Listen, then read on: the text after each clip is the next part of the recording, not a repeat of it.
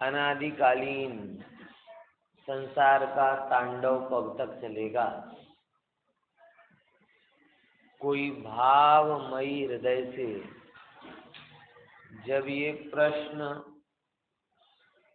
कुंदकुंद आचार्य देव से, अमृतचंद्र आचार्य देव से पूछता है तो कहता है, कुंदकुंद आचार्य देव कहते हैं, बॉल इज योर कोर्ट, ये बॉल तुम्हारा पासे એટલે સમજે ને આ ઇંગ્લિશનો મુહાવરો છે, એટલે તમારા ઉપર બોલે કેમ? બોલે જ્યાં સુધી કર્મો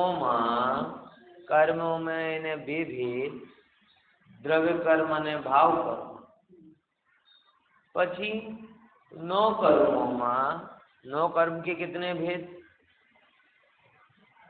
नो कर्म के असंख्य। देखो, नो कर्म को थोड़ा समझ लो। नो कर्म कोई बाय डिफॉल्ट नहीं होता, आई कि नहीं? ये बात में मैं आपको पढ़ाने के लिए नो कर्म हूं, आप मेरे पढ़ने के लिए नो कर्म है, लेकिन ये कोई एग्रीमेंट नहीं। मैं नो कर्म नाम का द्रव्य नहीं हूं, ना आप नो कर्म नाम के द्रव्य। मैं हूं, आप। बात समझ में आ रही? लेकिन साता वेदनी के उदय से जिनवाणी, जब आपको साता वेदनी का उदय, सही अर्थ में पुण्यानुबंधी पुण्य का उदय आता है। क्या बोला? बाकी जो दुकान धंधे पानी में आता है वो तो पापानुबंधी पुण्य। पापानुबंधी पुण्य समझ गए ना? है पुण्य का उदय, बीज पुण्य का बंधा है, लेकिन फल उसमें पाप के ही आते। बीज प्रशस्त परिणामों का है, लेकिन फल अप्रशस्त मिलता है। सारी दुनिया का जो वैभव है, सेठाई है, वो सारा वैभव पापानुबंधी पुण्य है। ये बात बहुत गहराई से समझ लो। गाड़ी, मकान, दुकान, धन, परिवार, वैभव आदि ये सब पाप का अनुबंध कराने वाले हैं। और शास्त्रों में तो कहा ही है कि अगर इनके चक्कर में पड़ेगा तो अधोगति होगी। तो है कि नहीं है? अर्गलालेप वर्ग से वहां पे आया है, एक आत्मानुशासन में है शायद, कि ये जो वैभव है ना, वैभव, ये तो मोक्ष की नहीं, नरक की सांकल पकड़ के कहाँ लेके जाती है? अर्गला। अर्गला मतलब सांकल कहलाती है। तो सांकल है, किसकी सांकल है? नरक में ले जाने वाली। तो ये जगत का जो पापानुबंधी रूप पुण्य का उदय है, वह है नरक की सांकल। और ये जो आपको मिल रहा है वो पुण्यानुबंधी पुण्य, यानी पुण्य से मिला और पुण्य बंधा, यानी वो आपको पवित्रता की तरफ ले जाने वाला। बराबर ख्याल में है कि नहीं है? अब वो बात अलग है, कली काल के प्रभाव से हमारी बुद्धि कलुषित भयंकर हो गई, भयंकर कलुषित हो गई। हमारे जीवन में अर्थशास्त्र इतना हावी हो गया है कि परमार्थ को तो भूल ही गए। हमारे जीवन में भोग इतना हावी हो गया है कि स्वभाव को तो भूल ही गए। धन वैभव का जो मकड़ जाल बना के रखा है, उसके इतने आदी हो गए हैं कि सीधा सरल जीवन वो भूल ही गए। तो मुझे बड़ा आश्चर्य होता है, सारा जगत मतलब कैसे हमने अपने आप को वो क्या कर लिया, विभाजित कर लिया। जिसे देखो वो अर्थशास्त्र की चर्चा करने में लगा हुआ है। जिन्हें अर्थशास्त्र आता है वो अर्थशास्त्र की चर्चा कर रहे हैं, जिन्हें नहीं आता वो भी लगे हैं, वो व्हाट्सएप शास्त्र से व्हाट्सएप यूनिवर्सिटी से अर्थशास्त्र में पीएचडी कर रहे हैं। समझ में आया? राजनीति की बातें आता है वो तो जेएनयू वगैरह अलग अलग जगह से पढ़े हैं। जिन्हें नहीं आता वो रोज व्हाट्सएप खोलते हैं और व्हाट्सएप के कचरे में पीएचडी करते हैं। और इन बातों को लॉजिकली बातें कहा जाता है।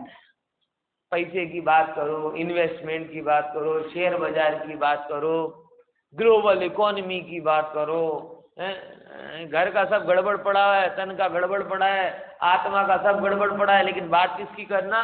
ग्लोबली क्या हो रहा है, क्रूड ऑयल पे विचार करेंगे। और इन बातों को यूज ऑफ टाइम माना जाता है। और अगर थोड़ी सामान्य बातें कर ली जाए जो जीवन से संबंधित हैं, वो वेस्ट ऑफ टाइम माना जाता है। आत्मितकारी बातों को, प्रसन्नता की बातों को, सरलता सहजता की बातों को वेस्ट ऑफ टाइम माना जाता है। इंटेलेक्चुअल की परिभाषा ही मुझे समझ में नहीं आती। मुझे ये लगता है कि जिसने भी इंटेलेक्चुअल की परिभाषा बनाई है वो बहुत बड़ा मूर्ख।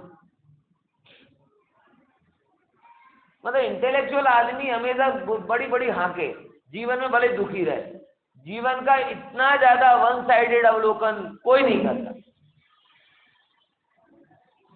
जिसे आजकल हम इंटेलेक्चुअल बोलते हैं।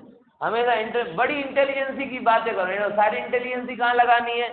इकोनॉमी में, पॉलिटिक्स में, करंट अफेयर में, आईआर्स में, इंटरनेशनल रिलेशंस में, इसमें लगाओ तो साहब वो होशियार इंटेलेक्चुअल आदमी।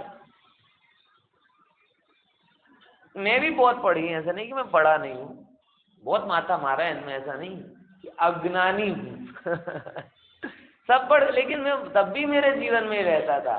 क्योंकि मुद्दा बाहर क्या चल रहा है ये नहीं है, मुद्दा ये है कि भीतर क्या चल रहा है।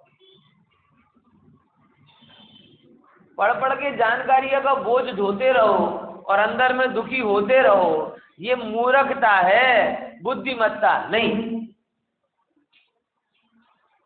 समझ में आया क्या बोला? मूर्खता है। और अभी तो इतनी ज्यादा विपुल, पहले तो खूब पढ़ाई है इसकी जब तैयारी करता था, अभी इतनी, जैसे जान भी काफी लिया, अब इतनी ज्यादा रुचि होती है कि वो कभी बार तो पेपर भी पहले 1 घंटा पढ़ता था क्योंकि तब जरूरत थी उसकी, अभी तो 2 मिनट में तो पेपर पूरा हो जाता है। और 2 मिनट से ज्यादा मुझे वर्ष लगती नहीं उसमें देने की। समझ में आया? इतना कचरा है सब जगह, क्या दोगे, क्या पढ़ोगे, क्या जानोगे? समझ में आया? और खासकर जब लोग अज्ञानता पूर्वक फुल कॉन्फिडेंस के साथ इन विषयों पर बातें करते हैं, तब तो और आश्चर्य आता है कि क्या। इसीलिए भैया जिनवाणी कहती है, समझ जाओ, सुधर जाओ, अपने अंदर आ जाओ। दुनिया तो चलती है, चलेगी, चलती आ रही है, चलती रहेगी। अरे संसार में रखड़ने के लिए तो अनंत जीव हैं, मोक्ष जाने के लिए तो 608 ही जीव है ना 6 महीने में। तो चलो कुछ वो विचार करें जिससे उन 608 पुरुषार्थियों में नाम आए। 608 पुरुषार्थी मोक्ष में निकलेंगे और 608 जो जिन्हें पुरुषार्थ का अवसर मिला लेकिन चूके, वो निगोद को निकलेंगे तो दोनों सृष्टि का चक्र तो बैलेंस। ख्याल में आ रहा है कि नहीं आ रहा भैया? समझे कि नहीं समझे? इसीलिए वन साइडेड बुद्धिमत्ता के चक्र में मत पड़ो, अर्थमत्ता के चक्कर में, अर्थवान होने के चक्कर में भी मत पड़ो। समझ में आया? जगत के बाहरी ज्ञान से ज्ञानी होने के चक्कर में भी मत पड़ो। प्रसिद्धिवान बने, प्रभुतावान बने, ये नहीं बनो, इनके चक्कर में मत पड़ो। एक ही बात रखो, जो बात हम होंगे ज्ञानवान। ज्ञान मतलब वो तीसरे नंबर वाला ज्ञान, कल 3 बताए थे ना, ज्ञानी, ज्ञान सहित वाला, लौकिक ज्ञान सहित वाला और आत्मज्ञान से। यहाँ पे हमें ज्ञानवान बनना,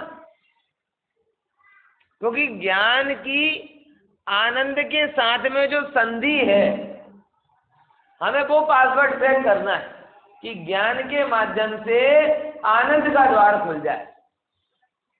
क्या बोला? लेकिन बहुत छोटा सा फॉर्मूला है। कौन सा ज्ञान? जो ज्ञान आनंद को लेकर आए, क्योंकि आचार्य ने ज्ञान को भी स्वभाव बोला और आनंद को भी स्वभाव बोला, ज्ञान को भी स्वभाव बोला और आनंद को भी स्वभाव बोला। और जब कोई चीज अपनी स्वाभाविक दशा में होती है, जैसे मावा है ना, तो अगर वो स्वाभाविक दशा में रहेगी तो उसका स्वाद भी बराबर रहेगा, गंध भी बराबर रहेगी, स्पर्श भी बराबर रहेगा, सब बराबर रहता कि नहीं रहता? शाकभाजी हो, स्वाद हो, क्योंकि जब स्वभाव में होता है, ऐसा कभी नहीं होता कि कोई वस्तु स्वभाव में हो, स्वाद तो बराबर हो, गंध बिगड़ जाए। होता है क्या? फल है, सब्जी है, खाने की मिठाई है, आप खाओ नहीं लेकिन सूंघ करके भी उसके बारे में प्रॉपर अंदाजा लगा लेते कि नहीं लगा लेते? समझे भाई?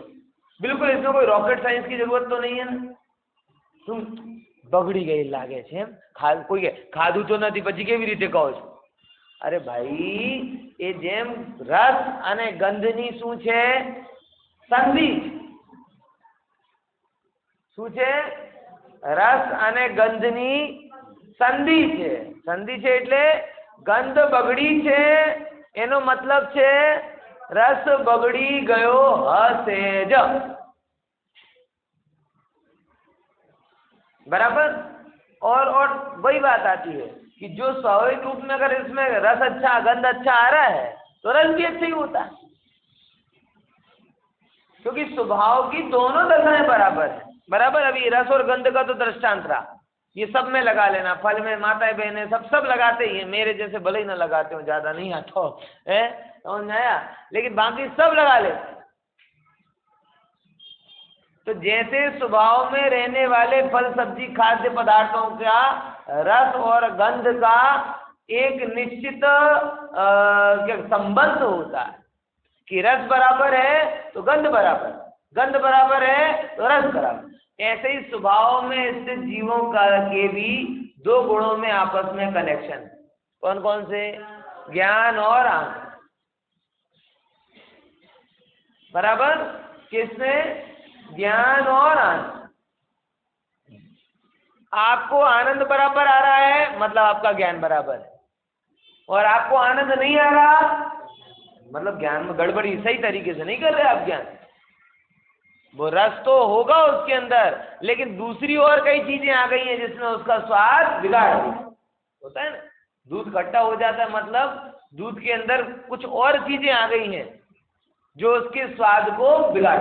ऐसे ज्ञान में आनंद नहीं आ रहा मतलब समझ लेना ज्ञान में कुछ और फॉरेनर आ गए हैं जो उसके आनंद का प्रोडक्शन अटका है। दूध गायब नहीं हो गया, दूध के गुणधर्म तो रहे, लेकिन एक्स्ट्रा के कारण दूध के गुणधर्म दब गए। बात समझ में आई कि नहीं है यार? ऐसे ही ज्ञान तो रहा, लेकिन एक्स्ट्रा चीजों के कारण जो ज्ञान का गुणधर्म है, झर झर करता आनंद, वो दब गया।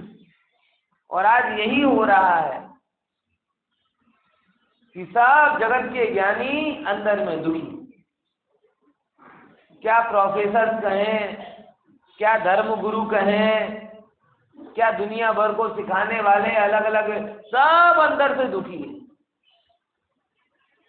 अभिनेता, अभिनेत्री, ये सब जो कलाकार हैं, सहयोग संभाले हैं, धन वाले हैं, वैभव वाले हैं, सैकड़ों सैकड़ों लोग हैं जो जो अपने अपने क्षेत्र में विशेषता को प्राप्त हुए हैं, लेकिन आनंद को प्राप्त नहीं। समझ में आ रहा है कि नहीं है? विशेषता को प्राप्त हुए लेकिन आनंद को प्राप्त। बात समझ में आ रही? कारण कि उन्होंने ज्ञान को, कौन सा ज्ञान आनंद का जनक है ये नहीं समझ पाए। ज्ञान के पीछे क्या है ना, ज्ञान के पीछे गांडे बन गए, घेला हो गए। ज्ञान ये पढ़ लें, ये सीख लें, ये जान लें, ये जान लें। एक बहुत बड़ा आज के दिमाग में एक क्या कहता है, अपडेट रहना चाहिए, अपडेट रहना चाहिए, अपडेट। हर चीज से क्या होना चाहिए? अपडेट रहना चाहिए। भाई अपडेट होते होते तू आउट ऑफ डेट हो जाएगा। अपडेट होते होते आउट ऑफ डेट हो जाएगा। कोई जरूरत नहीं है बहुत ज्यादा अपडेट होने की।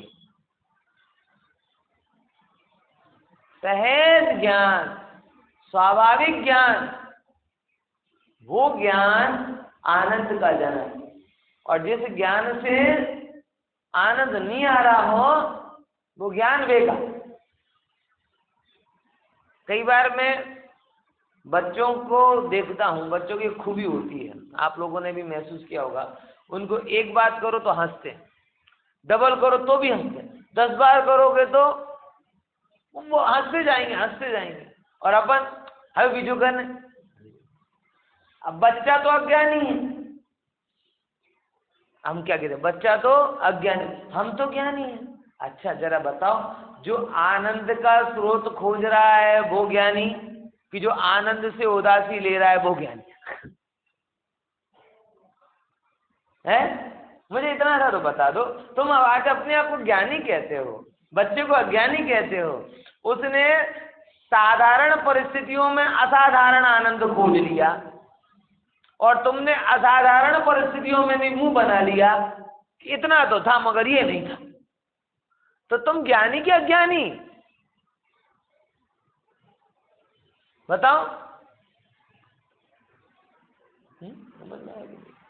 हमें अगर अपने वैषयिक आनंद को चाहिए तो हमें एक बढ़िया रिसोर्ट जिसका किराया 5-10 हजार रुपए हो, 10-50 प्रकार के जूस, 15 प्रकार के व्यंजन, एसी, पूल वूल ना जाने क्या, हम एक दिन का आनंद लेने के लिए 20-25 हजार रुपए खर्च करके तो भी कहेंगे वो मजा नहीं है, बराबर। और कई बच्चों को देखो, 2 बच्चे मिल जाए, खुला मैदान मिल जाए, तुम 50 हजार में जो आनंद नहीं ले पाओगे है, अचानक नहीं जा रहा। ये मैं गया था ना वहाँ पे ऊन 52 का जगह, सब चित खुली जगह, सब ऐसी धमाल मस्ती कर रहे हैं। मैंने ये देखो, साधारण परिस्थितियों में असाधारण आनंद है, और अपन लोग परिस्थिति बनाने में ही लोग लगे और तो भी मजा नहीं आ रहा, यहाँ ये कमी है, वो कमी है, फलाना है, ढिमका है। मतलब जीवन में जो ज्ञान रहा, जो व्यवस्था रही, वो आनंद के लिए थी और आनंद ही गया।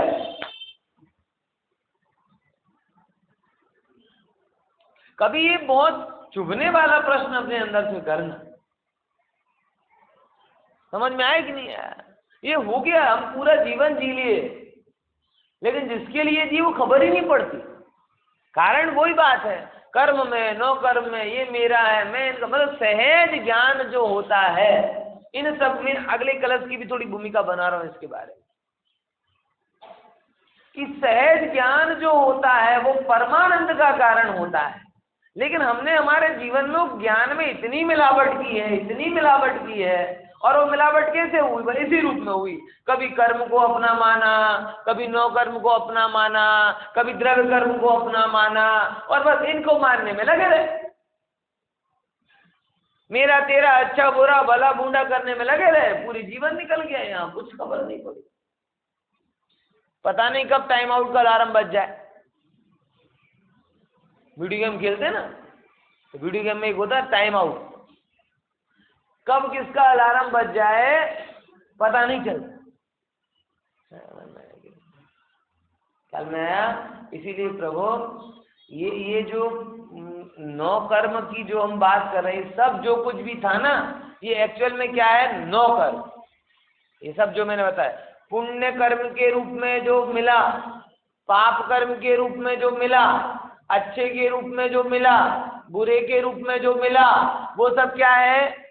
9 कर्म। अब 9 कर्म का सीधा सीधा अर्थ क्या है? नथिंग इन्वॉल्वमेंट इन कर्म बंधन, ऐसा समझो। कर्म बंधन में वो 1% इन्वॉल्व होता नहीं। ये क्या बात हुई साहब? हम तो ये कह रहे कि शरीर के निमित्त से कर्म बंधा है, ये गलत बात। 9 कर्म मतलब कोई कर्म है ही नहीं, वो 9 कर्म रूप में कोई पदार्थ नहीं है, वो पदार्थ अपने रूप में है और आपके लिए घिने। समझ में आया क्या ये बात? ख्याल में 9 कर्म कोई द्रव्य नहीं है, 9 कर्म कोई पदार्थ नहीं है। अरे नौकर्म नाम की कोई वस्तु ही नहीं। हाँ हाँ हाँ, 6 द्रव्य में नौकर्म नाम का द्रव्य है। सामान्य विशेष गुण में नौकर्म नाम का कोई गुण है। पर्यायों में नौकर्म नाम की कोई पर्याय है। तो ये है क्या भला? है, बोलो क्या है नौकर्म? पहले नौकर्म समझे कि नहीं समझे? नौकर्म समझे कि नहीं? क्या है नौकर्म की परिभाषा? क्या है ये बताओ पहले, चलो। है, बोलो। Very good. सरल भाषा में अपन कहें, द्रव्य कर्म का फल भोगने के लिए जो भी संयोग हाजिर होते, नौकर्म बनाने नहीं पड़ते। द्रव्य कर्म और भाव कर्म का फल भोगने के लिए जो भी संयोग हाजिर होते हैं, उन हाजिर संयोगों को नौकर्म कहा जाता है। कहा जाता मतलब कहा जाता इसीलिए क्योंकि वो अपने रूप में नौकर्म नहीं। सीधा सरल सा एग्जाम्पल बताओ। जिनवाणी आपके लिए आनंद का नौकर्म है ना, पड़ोसी के लिए है। जिनवाणी हमारे लिए क्या है? आनंद का नौकर्म। और पड़ोसी के लिए जिनेंद्र भगवान की प्रतिमा, विचार करके देखो, हमारे लिए सम्यक्त का नौकर्म। बराबर समझ में है कि नहीं है? हमें प्रतिमा पर परिग्रह पदार्थ नहीं होता। और अन्य लोग कहते हैं अरे रे अच्छी नहीं लगती, हमें तो शर्म आती है, हम तो भाग जाते हैं, ऐसा करते हैं वैसा करते हैं। अब बताओ, उनके लिए विकार का नौकर्म हो तो प्रतिमा क्या है? विचार करके देखो। डॉक्टर साहब ने उपादान निमित्त की पोस्ट में एक मरी हुई वेश्या का एग्जाम्पल दिया। पढ़िए ना, उपादान निमित्त की चर्चा में ये बात। हाँ, 4 नहीं 400 बुध 4 में के पूरा कर दिया। एक मृत वेश्या का शरीर पड़ा है, बराबर। अब सबके विचार उसके लिए हो रहे हैं। कोई कह रहा कि बेचारी देखो पूरे मनुष्य पर्याय में कैसा गंदा काम किया। कोई उसके रूप को देख रहा है, कोई उसकी तरफ घृणा कर रहा है, कोई उसकी तरफ करुणा कर रहा है, कोई कुछ बालक अगर उसका कोई हो तो उसमें माता का स्नेह दुखी हो रहा है। वो मतलब एक मृत शरीर पड़ा हुआ है और वो मृत शरीर सबके लिए अलग अलग प्रकार के परिणामों का नौकर्म। अच्छी भाषा में कहें तो क्या करें? नौकर्म। अब मुझे बताओ कि अगर वो कोई भी हो, उसका शरीर अगर किसी के परिणामों में कारण हो, तो जैसे शक्कर मिठास का कारण है, तो आपके कप में अगर शक्कर डालेंगे 1 चम्मच तो उतनी मीठा, मेरे कप में डालोगे तो उतनी मीठा। सबके लिए एक सी मिठास आएगी ना? आती कि नहीं आती? 1 चम्मच शक्कर में जो मिठास का प्रोपोर्शन है वो तो सबको एक सा होना चाहिए। लेकिन यहाँ पे सबका अलग अलग हो रहा है। अलग अलग हो रहा मतलब वो जैसे शक्कर मिठास का कारण है, वैसे ये राग का, द्वेष का, मोह का, शोक का, भोग का कारण नहीं। जिसको अपने जैसे परिणाम करने हैं, जैसे कर्म का उदय आ रहा है, उसमें वो क्या बन जाती है? निमित्त कारण बन जाती है। बोलो, विचार करके देखो। आई बात समझ में? आई है? ख्याल में जगत में जो 9 कर्म हम जगत में जो दिखाई दे रहा है ना, दिखाई दे रहा है। द्रव्य कर्म दिखाई नहीं देते, भाव कर्म भी दिखाई नहीं देते, वेदन में आते हैं। दिखाई दे रहा है वो सब क्या है? मात्र 9 कर्म। और 9 कर्म के बारे में आचार्य कह रहे कि 9 कर्म तो कोई है ही नहीं। 9 कर्म तो तुम उन्हें बनाते हो, है नहीं। पदार्थ तो पदार्थ है, तुम अपने अंदर के परिणाम जो उदय आता है, मैं क्लियर बात कह रहा हूँ।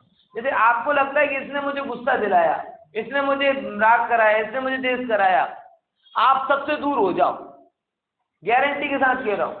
आप घर, आपको लगता है इससे, जिसने झगड़ा कराया इससे दूर हो जाओ, उससे झगड़ा कराया उससे दूर हो जाओ, आपको लगेगा कि मैं नौ कर्म से दूर हो गया, अब क्रोध नहीं आएगा। अरे तुम घर पे बैठे बैठे दीवालों को देखकर क्रोध करो, दीवालों को देख करके, अरे यहाँ का कलर निकल रहा है, अरे वहां का ये ऐसा है, ये बिल्डर ने ऐसा नहीं बनाया, वो पड़ोसी वैसा करता है, फलाना ऐसा करता है, ढिमका ऐसा। मतलब आपको अगर ऐसा लगता है कि इसने मुझे द्वेष कराया, तो तद्दन खोटी बात। आपके उस जाति का कर्म का उदय आया, आपने वेद ज्ञान नहीं किया, और आपने वेद ज्ञान नहीं किया, उस जाति के कर्म का उदय आया, तो कोई भी हो, चेतन हो अचेतन हो, आप क्रोध रूप परिणमित हो जाओ।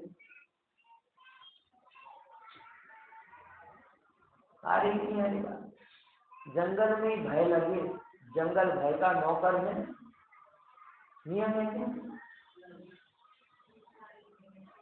चोर का भय, चोर सामने आए, हिंसक पशु सामने आए तो भय लगे, तो हिंसक पशु, वाघ, सिंह, जंगल है, ये सब भय के नौकर है ना, है नौकर है ना, बोले नहीं है। तुम अगर अंदर में तुम्हारे वो भाव कर्म का उदय आया और उससे तुमने भेद ज्ञान कर लिया, तो जंगल में भी मंगल। अपूर्वसर में नहीं आता ना, एकाकी विचर तो बड़ी शमशान मां, बाघ सिंह संयोग अपूर्व अडोल आसन में मन में नहीं क्षोभना। आगे, परम मित्र नो जाने पाम्यो योग। अब बोलो, आपको एक दिन जंगल में छोड़ दिया जाए, है, आपको महान भय का कारण बनेगा, कुछ नहीं हो तो ही डर के मर जाओगे। समझ में आया? और मुनिराज जंगल में रह रहे, हिंसक पशु आजू बाजू फिर रहे, वाघ, सिंह, नाग आजू बाजू, और क्या कह रहे मुनिराज? परम मित्र न जाने पाम्यो योग। એટલે શું થયું કે ભય નામનો કર્મ અંદરમાં ઉદયમાં આવ્યો અને એનાથી ભેદ જ્ઞાન કર્યો અને અભય સ્વરૂપમાં સ્થાપિત થયા, પછી ભયના બધા નો કર્મો નો થઈ ગયા, નથિંગ થઈ ગયા। ખબર પડી? શું કીધું? ભય નામના કર્મનો ઉદય અંદરમાં આવ્યો, પણ ભેદ જ્ઞાન કરીને ક્યાં સ્થાપિત થઈ ગયા? અભય સ્વભાવમાં। અને પછી એ જ નો કર્મ નથિંગ થઈ ગયું, અને ભયનો ઉદય આવ્યો, નો કર્મ કોઈ નહોતું, પણ અંદરમાં ભેદ જ્ઞાન નથી કરી શક્યા, તો પોતાની સંતતિ પર સંગત, એ મને મારી નહીં નાખશે, કઈ ચોર મને આવીને, એટલે लोग देखो कितने भयभीत होते, ચોર ઘૂસી તો નહીં જાય, આમ આજે કેવો કેવો થઈ રહ્યો છે, આમ થઈ રહ્યો છે, કોઈ ના हो, बाहर चौकीदार बैठा है, मेन गेट बंद है, दरवाजा बंद है, खिड़कियां बंद हैं, तो भी अंदर में भय चल। अब बताओ, ये जो सुरक्षा के हैं, ये जो आपने किया, वो सुरक्षा के नौकर्म थे कि भय के नौकर्म? ताले में ताला, ताले में ताला, ताले में ताला, और अंदर का दीवाला, ये क्या है? सुरक्षा के नौकर्म थे कि भय के नौकर्म थे? हैं? लेकिन इतने सारे के बावजूद भी भय अंदर में चालू रहता है। बात समझ में आ रही कि नहीं आ रही? यानी कोई आपको भय कराता है कि आप भय करते हो, और जब आपको भय करने का मूड होता है, क्या होता है? मूड होता है, तब किसी से देखकर भी आप डर जाते हो। फोबियो बोलते हैं ना, फोबियो, सफाई का फोबियो हो गया आजकल। वो कोरोना के बाद एक नया फोबियो आया, लोग हाथ मिलाने में डरते हैं। हाथ देखते ना, हाथ, ओहो, जर्म, बैक्टीरिया, वायरस, हाथ दिखते ही नहीं होते। मेरा तो एक मित्र है, अभी ऑफिस में ही काम करता है, वो कहता है यार बड़ी समस्या होती है जब कोई हाथ मिलाता है ना, वो कहता है कि है ना, तो कहता मैं तो कहता हूँ कि मैं मिला लूंगा लेकिन फिर से मिलने नहीं आऊंगा। कहता भाई, अब बताओ, ये भय का जेन्युइन कारण है कि भय नामने कर्म का उदय है और उससे आप वेद ज्ञान नहीं कर पा रहे? विचार करके देखो, परिस्थिति कभी कठिन नहीं होती, भेद ज्ञान कमजोर होता है। क्या बोला? बहुत लाख करोड़ जितने रुपए की आप गिन सकते हो उतने की बात कह रहा हूं। क्यारे परिस्थिति अघरी नहीं होती, भेद ज्ञान नबળો હોય છે, અને જ્યારે તમારો भेद ज्ञान सबल હોય तो गमे तेवी परिस्थिति હોય તમે એનાથી પાર પામી જશો। परिस्थिति क्यारे नबળી नहीं होती भाई। એટલે તો નો કર્મમાં પહેલા કર્મ પનેથી જોવાનો બંધ કરો। કર્મ કઈ છે જ નહીં, એ બધા સોવરેન યુનિટ છે। જેને જેને તમે નો કર્મ ગણો છો એ કોઈ તમારી જોડે ટાઈઅપ કરેલા નથી।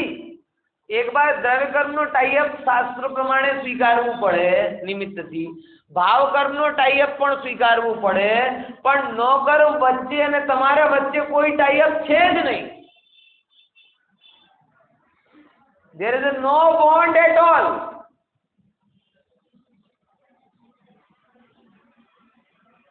बिल्कुल पण, सेज पण એ છે જ નહીં।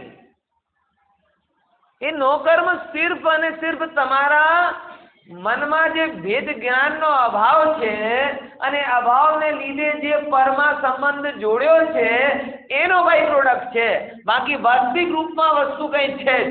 હા હા, ખ્યાલમાં આવે છે કે નહીં ભાઈ? હે, શું કીધું? ખ્યાલમાં આવે છે? बहुत बहुत सरल वस्तु है भाई।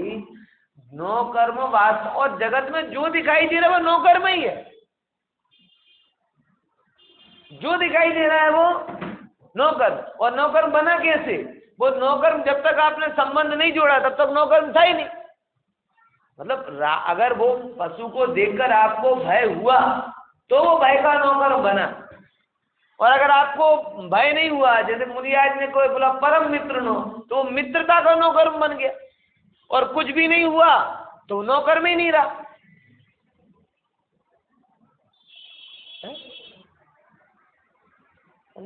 एक एक महाराष्ट्र के 3 संतों की कहानी आती, बड़ी छोटे में शॉर्ट में कह देता हूँ। एक नाथ जी, तुकाराम जी और ज्ञानेश्वर जी, तीनों की अलग अलग ही पत्नियां थी। एक बहुत झगड़ालू स्वभाव की, एक बहुत क्या कहते हैं सहयोगी थी उनकी धर्म आराधना में, और एक का मरण हो गया। तो तीनों क्या कहते हैं?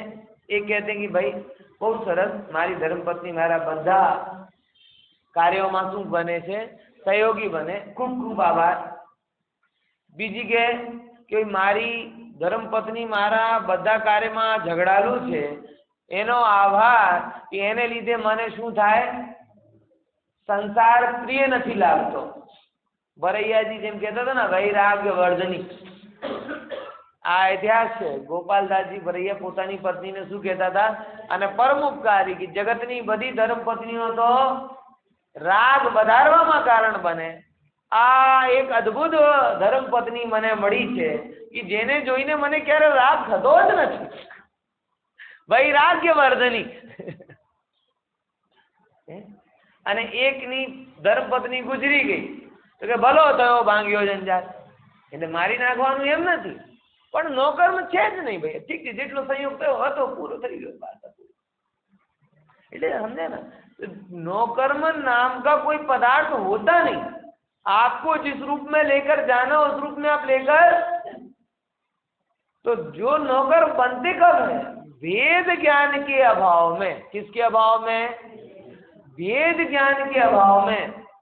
जब हम पर से संबंध जोड़ते, अच्छे रूप, बुरे रूप, राग रूप, द्वेष रूप, मोह रूप, काम रूप, क्रोध रूप, आजकल 50 प्रकार के जो भी लगाना, वो सारे संबंध जो जोड़े तो उस संबंध के कारण वो 9 कर्म कहे जाते. संबंध ना जोड़ो तो इसीलिए कह रहा हूं 9 कर्म कर्म नहीं है. 9 कर्म का मतलब नथिंग, कुछ नहीं है वो. विचार करके देखो. अब आपको बनाना है, संबंध बनाना है हर जगह, तो बनाओ, सब 9 कर्म बनेंगे. कोई और गजब बात ये है कि ये सब आपको पैसा आनंद का कारण लगता है. बड़ा एक सरल भाषा में कहे, अब वो आपको लगा ये धन नाम का 9 कर्म मेरे संतोष नाम के भाव कर्म में कारण बन जाए. अब अंदर में उसका उदय ही ना हो, संतोष का उदय ही ना हो, आप निरंतर लोभ की आकुलता कर रहे हो, तो वो धन आपके संतोष में कारण बनेगा कि अटलू तो अटलू बाकी है. 99 का चक्कर पता है ना, बहुत सरल चुप. अरे भैया तो नैतिक कहानियां हैं भैया. नहीं, एक आदमी, एक भगत था, वो रोज रात को बड़ी चैन की ढपली बजाता था, बराबर, और बाजू में सेठ था. वो कहते यार इसको नींद आ जाती है और मुझे नींद नहीं आती, तो जल गया वो. बोले यार मैं इतना पैसे वाला होकर भी चैन से सो नहीं पाता, और ये है कि नहीं कुछ करना पड़े.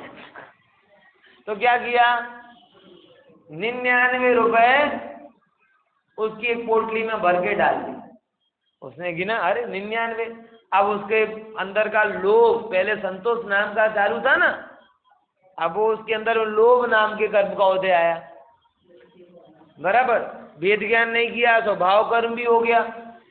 अब उसे धन को देखकर संतोष का भाव नहीं हुआ, ये 99 है, इसे 100 कैसे करें. अब दिन में 10 पैसे दिहाड़ी मिलती हो उस समय, बराबर, और उसमें 5-7 पैसे खाने पीने में निकल जाते हो, तो रोज के 3-4 पैसे बचे. बोले ऐसे 4 पैसे रोज बचा कर कितने दिन में, 25 दिन में क्या कर लूंगा, 1 रुपए और इकट्ठा कर लूँ. अब वो 4 पैसे बचाने का भाव किया, अब थोड़ी खींचतान चालू. बोले अभी भी 25 दिन लगेंगे, अगर मैं 2 घंटे मेहनत बढ़ा दूंगा तो थोड़े और उसने किया, 2 घंटे मेहनत बढ़ा दी, है ना, 4 पैसे बचत में कर लिए. पहले रोज जितना कमाता था उतना खाता था, 8 घंटे काम करता था, चैन से सोता था. अब वहाँ 2 घंटे बढ़ा दिए, यहाँ अब खींचतान चालू हो गई. अब 99 से 100 उसने 10 दिन में कर भी लिए. अंदर में कॉन्फिडेंस पीठ थपथपाई, वाह अगर मैं 99 से 100 कर सकता हूँ,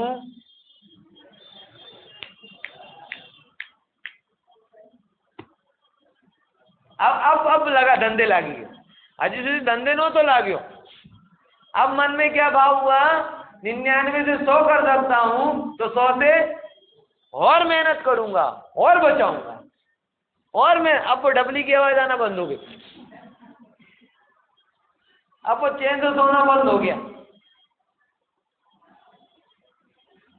99 रुपए संतोष के कारण कि लोभ के कारण, कि जैसा अंदर में कर्म का उदय था, धन आपको संतोष देगा, ये आपका भ्रम है. क्या बोलना चाह रहा हूं, ये अर्थशास्त्रियों से विरुद्ध बात है, लेकिन सत्य बात है. क्योंकि अर्थशास्त्रियों ने परमार्थ को नहीं जाना, अर्थशास्त्रियों ने जीवन को समग्रता से नहीं जाना, अर्थशास्त्रियों ने आपको अंधेरे में रखा.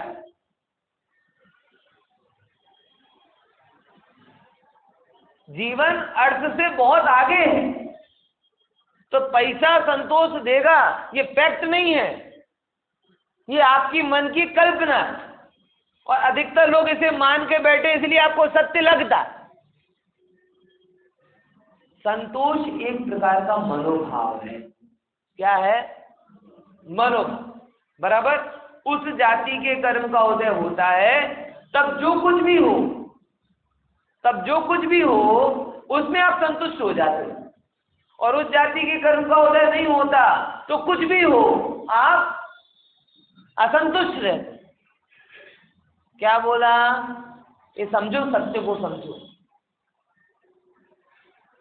वो 10 पैसे कमाता था, वो 10 पैसे उसे संतोष का कारण थे, क्योंकि अंदर में लोभ नाम का मनोभाव उत्पन्न नहीं हुआ, असुरक्षा नाम का मनोभाव नहीं था। अब जैसे ही थोड़े धन आया तो उसके अंदर में लोभ नाम का मनोभाव आ गया, असुरक्षा नाम का मनोभाव आ गया। अब उसके लिए वो धन उसमें कारण बन गया, और बड़ा और बड़ा और बड़ा और बड़ा। ये मनोभ्रम है आपका कि धन से संतुष्ट नहीं। भाई, संतुष्ट जब आपको होना होता है तो जो कुछ है आप उसमें क्या हो जाते हो? संतुष्ट हो जाते कि नहीं हो जाते? विचार करके देखो। आप देखो, अब अपने मन को कैसे संतुष्ट करें? कोई भयंकर एक्सीडेंट हो, ऐसे गाड़ी के खरोंच लग जाने पर, गाड़ी में जरा सी खरोंच आ जाए, नई गाड़ी हो और तेज खरोंच आ जाए तो कैसे, किसने किया, ऐसा किया, पूरी सोसाइटी से झगड़ ले। छोटे से बच्चे की गलती हो ना तो वो भी आपको ओसामा बिन लादेन जैसा आतंकवादी दिखे। तो छोटा सा बच्चा खेल रहा है, हो गई भूल, लग गई, खरोंच आ गई, तो वो भी आपको क्या दिखेगा? आतंकवादी दिखता है। आपको बालक नहीं दिखेगा, मारी गाड़ी में लिसोटो पाड़ी दी दो। अब देखो, तब आप उसमें संतोष नहीं। भयंकर एक्सीडेंट हुआ, गाड़ी चकनाचूर हो गई, आपका ड्राइवर मर गया, तो भी आप चलो मारो हाथ तक भाग्यो, जीव सुरक्षित। अब बताओ, वो जीव बच गया, हाथ टूटा, तो भी आप संतुष्ट हो, और वहां खरोंच आ गई तो भी दुखी हो। क्या बता रहा है ये? कि जब आपको संतुष्ट होना था तो टूटे हाथ में, चकनाचूर गाड़ी में भी आप क्या हो गए? संतुष्ट हो, क्योंकि आपने संतुष्टि का कारण खोज लिया। क्या खोज लिया आपने? संतुष्टि का कारण क्या मिल गया? हाश, जीव तो बची गयो ना, एक पग तो साजो थई जैसे, हाथ तो साजो। और जब जीवन में आप उतरते हो तब संतुष्टि का साधन खोज ही नहीं पाते, इसलिए दुखी रहते हो। हमेशा आप खोज सकते हो और हमेशा आप उसे नहीं देखते।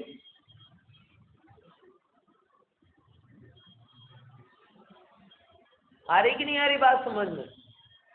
जगत क्या है? जो दिख रहा है वो जगत है, कि जो देख रहा है वो जगत?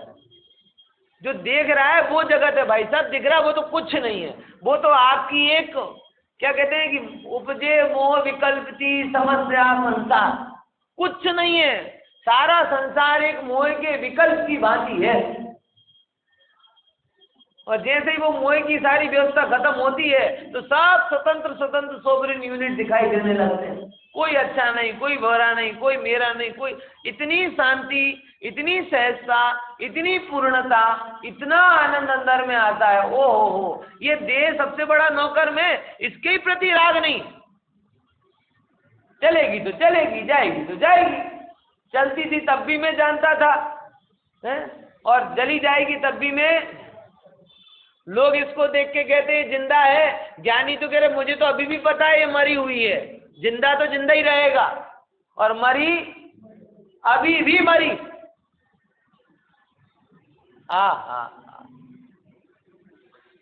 भाई, ऐसी मान्यता हटेगी तब प्रतिबुद्ध होगे, और जब तक इस मान्यता में रहोगे तब तक आगे 19वीं